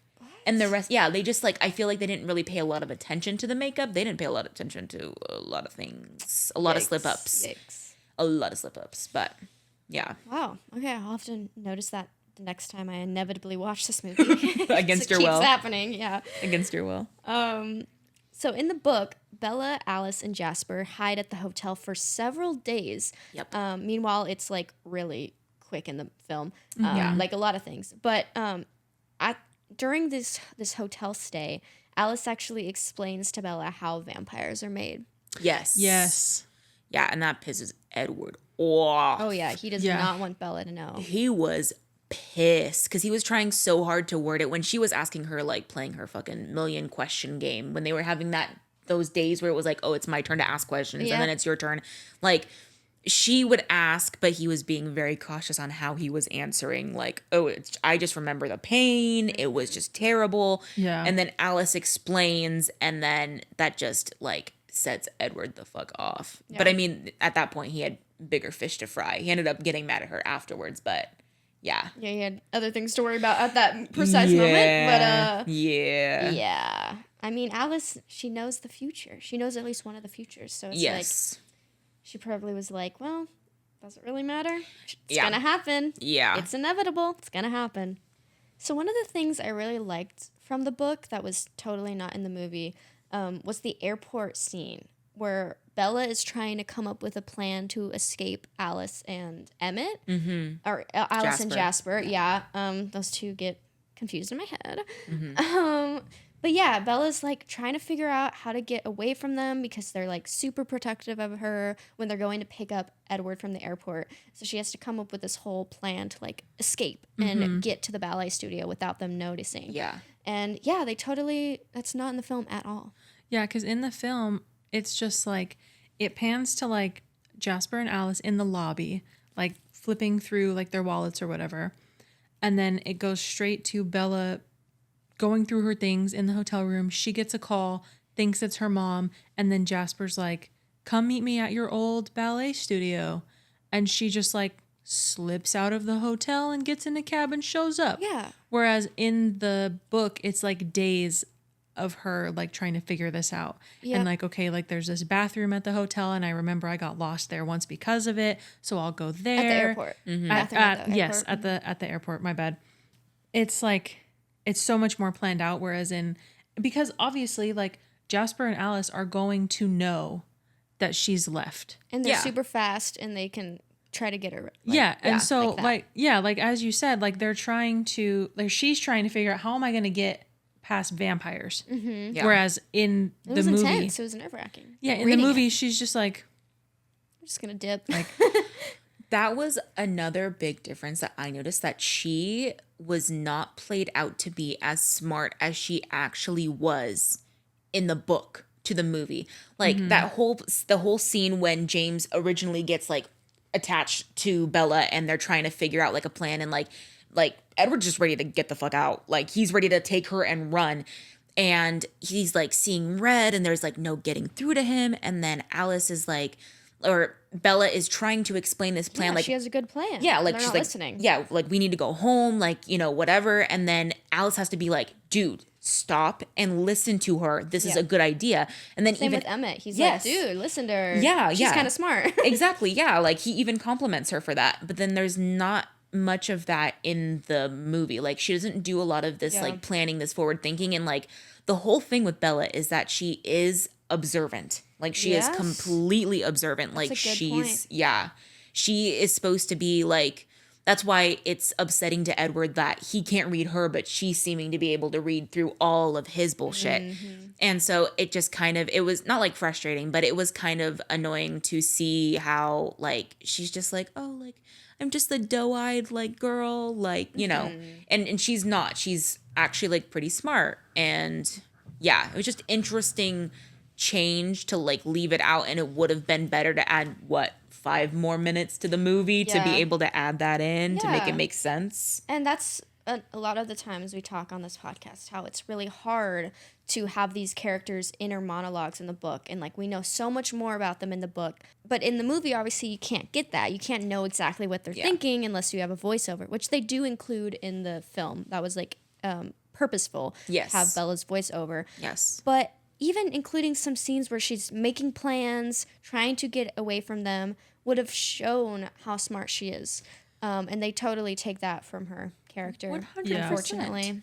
Yeah, I do genuinely think that they robbed her. And like I said, I think Kristen Stewart put like her whole, like what you said, like she's so enthusiastic and she's trying her best. And it's like, again, that's not her fault. It's the way that it was directed or whatever, like the directions that she was given. But it just like, it did suck that was like a missing piece of the character, and that she's not just some like ditzy doe-eyed girl. Like she's actually really smart, and you guys should listen to her. Yeah. Skipping forward to the ballet studio, there's a whole fight scene in the film. We actually get to witness the vampires fighting. Unlike in the book, Bella hits her head and passes out. And that was, when reading up on the creation of the film, that was something that they wanted to add because they wanted more action, like I mentioned, and that was their way of including that. Because it would have been boring visually if like it just does a fade to black or Bella passes out and then she wakes up in a hospital. Like that would not be as fun as a viewer. So I think that was a smart choice. For sure. Absolutely. I think that whole scene of like, you know, we know what Bella looks like and what she's thinking, like within the book and within the movie, like we know what she's doing during the whole dance studio scene. But it was really interesting to see Edward's perspective of the panic of trying to get to her and like what he was willing to do to get to her, like in time and try to like save her. And I mean, like he stole like 3 or 4 cars. I mean, he had to switch them out because he blew out tires. Like Alice was actively avoiding, or like, she was actively helping him to avoid like cops, because at some point they had like a 6-car pileup on the highway because he drove in like that emergency lane on the left side. And like he scraped off all the mirrors. And then I thought it was a pretty cool like concept of, he's like, okay, I'm about to lose the mirrors. Alice and Emmett, or whoever the two were, I think it might have been Rosalie or something, like had them turn around and like look out the window so that he was getting like a full like 360 view from everyone's view in their mind while he's trying to drive, and he's all panicked and stuff. And I just thought that was like really cool to finally see like what he had to do to get to her.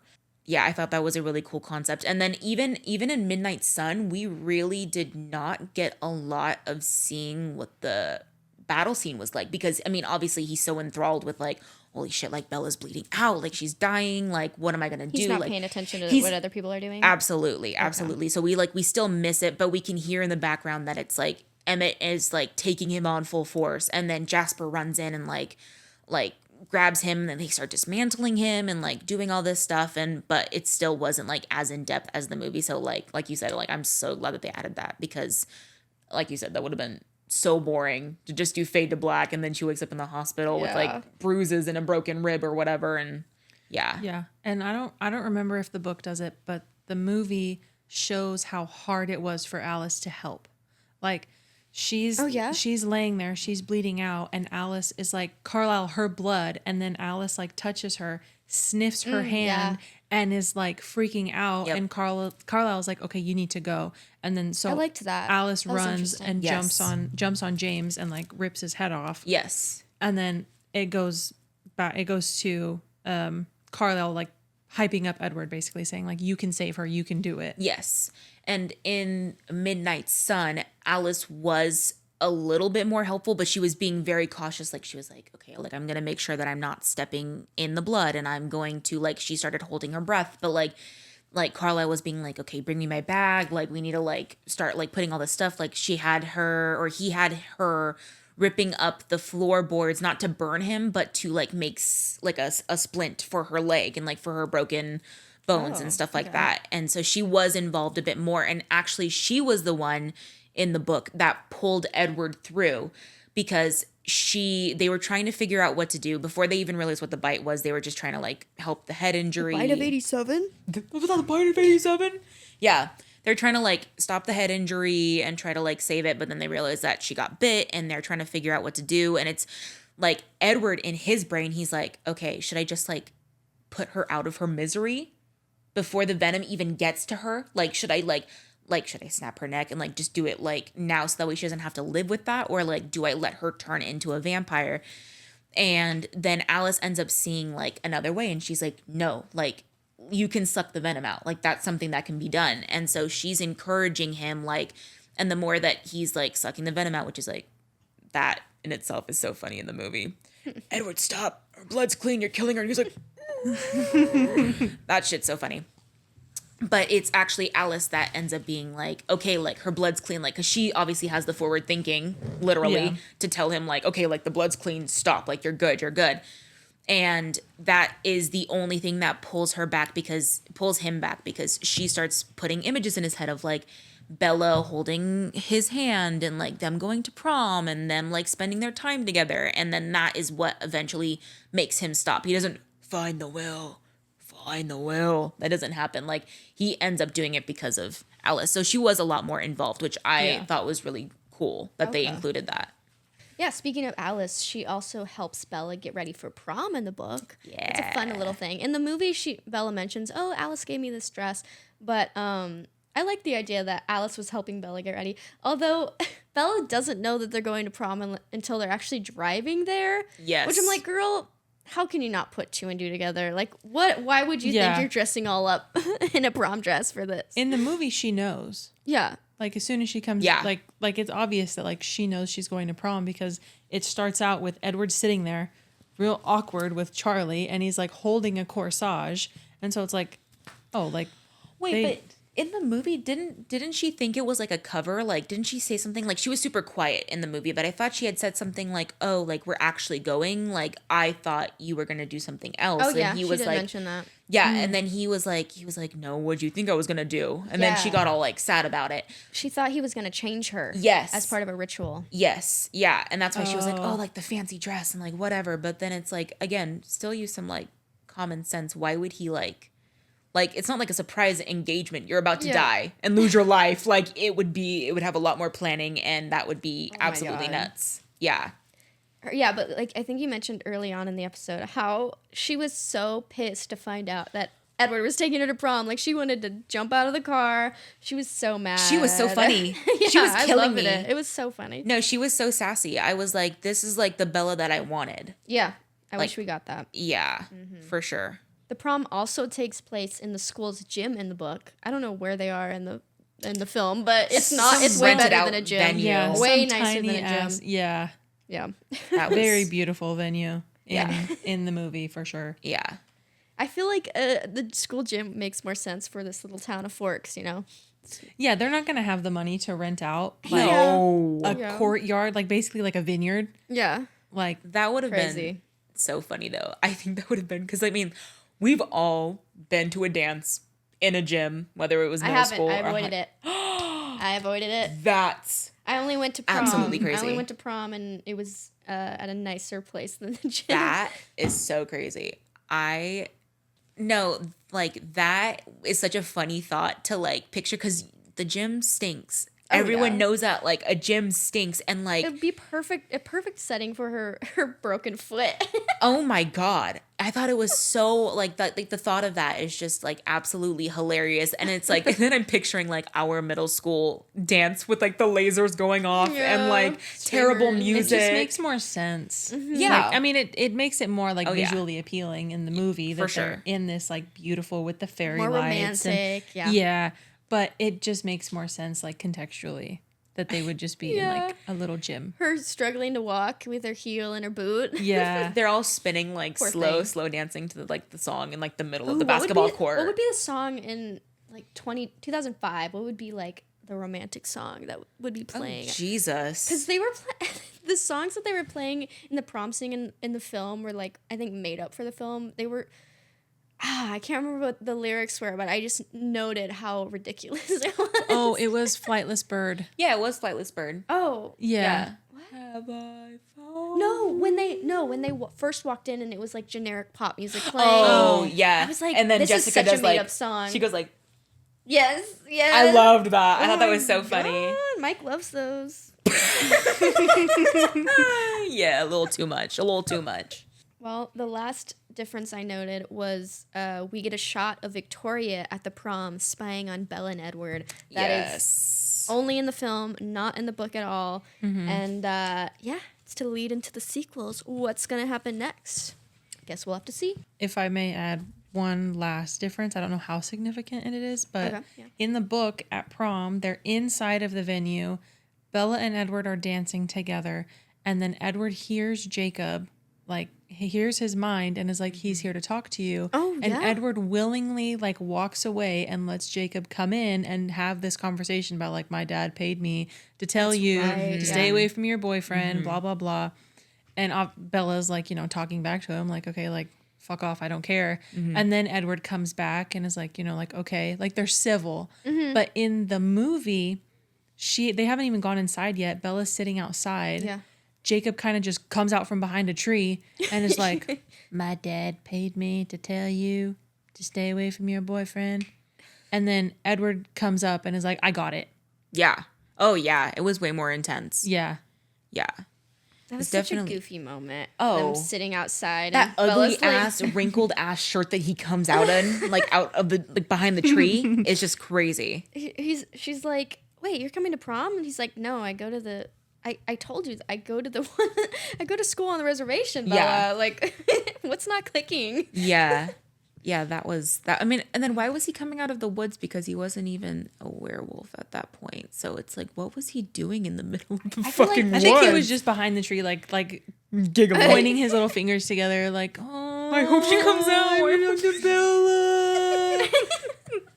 Jacob was such an afterthought in Yes. in this film. It's crazy. One last thing that I wanted to add, that I thought it was very cool that at the end of the book, in the epilogue, like, so I think it was like right towards the very end of the book, like they talk about Alice, because I mean, mind you, this book came out in 2020 and the original came out in 2005. But it's still set in 2005, but it was very cool because they added this part of like, oh yeah, Alice looked into the future and invested in a future technology company that's going to pop off. Wait, in Midnight Sun? In Midnight Sun. Okay. And they're talking about Apple, like that she's going to invest in Apple before it even became like a big thing. Oh, wow. But that was like, I thought that was kind of cool of like retelling the same They don't story, need but now money, we're in though. the future. They don't need money, though. No, So why? I have no clue. I just thought that was kind of a fun little quirky thing to add in there. That's silly. Yeah. Yeah. Alrighty. What do y'all prefer, the book or the film? I mean, the film for the nostalgia and the just knowing how cheesy it is and just how like, because I watch it and I'm just like, man, so many things could be fixed, but then I'm watching it and I'm like, this is so good. It's so bad that it's good. Yes. Like so campy. But the book, I definitely prefer the story of the book and the world building that there is of the book. Yeah. 100%. I think my heart is with the movie, but my brain, like knowing the story and how much more in depth it is and how many more scenes I got in Midnight Sun, like I absolutely would choose Midnight Sun over Twilight. Like, but the movie itself, like what you said, the amount of goofs, like there's this one part in the movie that like cracks me up every single time I watch it. And I think I saw like a TikTok of someone making fun of it, but they're in the hospital and Edward is talking to Carlisle and Rosalie about like saving her after like the car accident. And he's like talking to them and or Rosalie's like reprimanding him. And he says it like, I mean, he fucks up his accent a couple times in the Edward? movie. Edward. Yeah. It was funny, but he literally says like, what was I supposed to do? Let it die? And he says it in that voice, and it cracks me up every time. And then mind you, like the Scottish of like, you're worried that you're going to be in the house of vampires. And then it's like terrible accent. That was not Scottish. But he has like Scottish. No, he uses a Scottish accent in that point. Yeah, and I'll see if I can find the video, but it is literally like so funny. Like he messes up so many times. There are so many goofs, but that's what makes the movie so enjoyable, is that it's so terrible. And then New Moon, I used to hate New Moon, and then I like just started watching. I think I like started paying a little bit more attention to it, and I was like, no, like I can appreciate this movie. So then now coming from that standpoint, like I do like that we went from something like so terribly ill put together, and then we go into New Moon where it is more of a very in-depth story, and like we are getting to know Jacob more, and like all of her night terrors and stuff. If we ever do New Moon, then separate episode. But I liked the progression. We went backwards on Eclipse, but I liked the progression of the movies getting better with everyone, because they were starting to like find their rhythm. I think Eclipse was like a one-off, like where it went back to being bad. But then Breaking Dawn, and then like both Breaking Dawns were like phenomenal. But that's why I'm like, yeah, just having that campness from the first one was just so good. Yeah. So good. It's fun. I like watching their acting choices. Yes. Both Bella and Edward. Yes. Yeah. The constipation faces. Yeah. So good. The confusion. Yeah. It's hard for me to say what I would prefer, because I do like the more in-depth character stuff we get in the book, especially with Bella. Yeah. Edward was whatever. But yeah, I think I would probably revisit the film more so than the book. I've read this book twice, and I zone out in so many instances, especially in the middle part, that I feel like I would probably revisit the film more than I would the book, because it is shorter and it gets through the story quicker. So I think I have to choose the film, which is a rarity. I usually pick the book, but in this case, I'm picking the film. That's valid. So I mean, I definitely would not read the book again or listen to the book again, but I will always rewatch the movie. So okay, yeah, it's more fun with people too. I watched it by myself. No. What? Why? Because now that I like audiobooks, I have to listen to all of the other audiobooks. I'm not gonna. You're not gonna go back and reread something. Yeah. Okay. And so it's not just the book. It's like just going back. If from what Tessa's told me is that this is like ground level, starting with an audiobook. Like I'm sure once I listen to better ones, I'm not gonna want to go back to it. Yeah. Are y'all ready for the this versus that segment? Yes. So basically, how this works is you kind of go off your gut instinct. You can ask some questions, but try to go off your gut instinct on what you prefer. We have to go with the classic Team Edward versus Team Jacob. Edward. Okay. Are you joking? Yeah. But I'm not a dog person. Valid.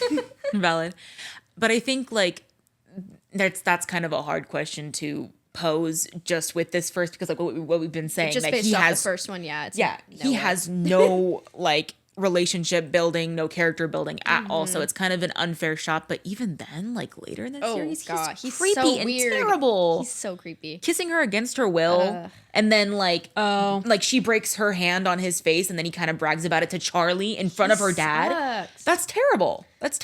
I love Awful. the scenes when he's showing her how to like work on a car and stuff. Like I thought those scenes were cute. Yes, but he loved starts those. getting so angry after he becomes a werewolf. Yes, and it's just like ugh. Yeah, gross. angsty. Yeah, don't like it. He's just her puppy. He's Stop. not. He's like, love biting. I don't know how anybody could be Team Jacob. He's just her especially puppy. since he's in love with her daughter, as we learn later. You named my daughter after the Loch Ness monster? You know it's not like that, Bella. That was good. That was a really good accent. She just came out of me. Oh my god. The inner Lautner in me just came out. The inner wolf in me. We kind of answered this already, but Phoenix versus Forks. Where would you rather live? Forks. Really? What kind of a question is Absolutely. I would choose Phoenix. I hate the cold. I hate the rain. I hate.